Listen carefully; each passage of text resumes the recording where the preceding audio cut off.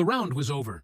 Phil Mickelson had just finished his first tournament in months, a T48th finish at LIV Golf, South Africa. Far from the leaderboard, far from the Phil of old. But it wasn't his score that had everyone talking. It was what he said afterward. The hints, the implications, the questions he refused to answer. "I'm hopeful that I'll have a chance to create more," he said about his PGA Tour future. More memories, more moments, more time on the tour that made him a legend. But what happened in round 4 wasn't just about golf. It was about a family health crisis that kept him away for months. It was about a conspiracy theory that exploded on social media. It was about an apology that no one saw coming. This is Golfio. For more coverage in golf, subscribe and hit the notification bell. The 2026 season started without Phil Mickelson. For the first 4 LIV Golf events in Saudi Arabia, Australia, Hong Kong, and Singapore, the High Flyers GC captain was nowhere to be found. His absence was announced with a brief statement in February. "I will not be able to participate in the first 2 LIV events, as Amy and I need to be present for a family health matter." Thoughts. That 2 events became 4. The golf world grew concerned. Fans took to social media, expressing their worries. "Praying for Phil and his family," one wrote. Another added, "The first 4 events, concerning for Phil and his family. Hope everything is okay." The silence from Mickelson's camp was deafening. No details, no timeline, no reassurance. Then came March. Phil announced he would make his season debut at LIV Golf, South Africa, at the links at Fan Court. The golf world breathed a sigh of relief. He was back, but questions remained. What was the family health matter? How serious was it? And would he be able to compete at the level that made him a 6-time major champion? On the course, the answers were not encouraging. Phil finished tied for 48th, well behind the leaders. Jon Rahm fired a stunning 63 to force a playoff with Bryson DeChambeau. Phil was never in contention. But off the course, something far more interesting was happening. Phil was talking, not just about his round, about his future. In a 25-minute session with reporters, the 6-time major champion addressed something he had avoided for years, his relationship with the PGA Tour. "I'm very appreciative of the many memories, opportunities, experiences, friendships, and relationships the PGA Tour has provided," he said. "And those are going to last a lifetime. But I'm hopeful that I'll have a chance to create more." Those words were loaded. Hopeful. Create more. They were not the words of a man who had closed the door. They were the words of a man who was leaving it open. The family health matter that kept Phil away from golf was not a one-time issue. It was serious enough to force him to miss not just the first 4 LIV events, but also the Masters tournament. Only the second time since 1995 that he would not be at Augusta National. His statement was brief, but heavy with emotion. "Unfortunately, I will not play in the Masters tournament next week and will be out for an extended period of time as my family continues to navigate a personal health matter," Mickelson said. "I have great respect for Augusta National Golf Club, and it is definitely the most special week of the year. I wish everyone the best of luck and will be watching." The announcement meant that for the first time since 1994, the Masters would feature neither Tiger Woods nor Phil Mickelson. 2 legends, 2 icons, both absent. The void was palpable. But what made the situation worse was the speculation that followed. Into the silence stepped Trey Wingo, the former ESPN personality and podcast host. On his show, Wingo floated a conspiracy theory that would explode across social media. He suggested that Phil's absence and the absences of Bryson DeChambeau, Jon Rahm, and Sergio Garcia might be linked to LIV Golf's impending collapse. "In the light of the things that we know and the story that we were able to break, that LIV is essentially dead, it's easy to see," Wingo said. "Phil Mickelson has yet to play in a LIV event this year, and he says it's from, he's dealing with a personal health issue with someone in his family. And I'm sure that might be true, but he hasn't played in a single event. The fact that he hasn't played in a single event probably should have told us something, right?" Wingo also pointed to Bryson DeChambeau's emotional victory celebration in South Africa, where the 2-time U.S. Open winner broke down in tears. "He might have been thinking, this might be my last LIV event ever," Wingo speculated. The implication was clear. The players knew something the public didn't. They were acting strangely because the league was dying. The theory spread like wildfire. Fans who were already anxious about LIV's future latched onto it. The golf world was divided, and Phil Mickelson, the man at the center of it all, said nothing. But someone else did. Ian Poulter, the fiery Englishman, who has been one of LIV Golf's most vocal defenders, had had enough. In a series of posts on X, Poulter called out Trey Wingo directly. "I do hope Trey apologizes officially when he knows the real reason why the guys have missed events," Poulter wrote. "He will be extremely embarrassed, and should be. Stuff like this is so disappointing. Spouting S without knowing personal reasons. So sad. You'll eat humble pie." The response was immediate. Fans rallied behind Poulter. Others defended Wingo. The debate raged. But then, something unexpected happened. Trey Wingo apologized.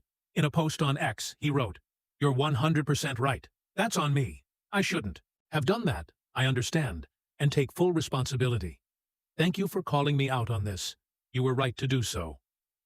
It was a rare moment of accountability in the world of sports media.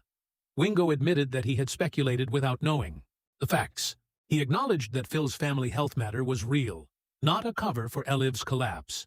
He accepted that he had been wrong. The apology was praised by many, but it also raised a new question. If Wingo was wrong about Phil, what about the rest of his theory? Was LIV Golf really on the brink? The answer, according to LIV Golf CEO Scott O'Neill, was no. In an interview during the Mexico City event, O'Neill acknowledged that the league is funded through 2026, but admitted there is major uncertainty beyond that. The league is not dead, but it is not thriving either. And the players, including Phil Mickelson, are caught in the middle. The conspiracy theory may have been wrong about the family health matter, but the underlying anxiety about LIV's future is very real. And that is what made Wingo's theory so compelling. In the first place, it tapped into a fear that many fans already had. The irony of the situation is not lost on those who have followed Phil Mickelson's career.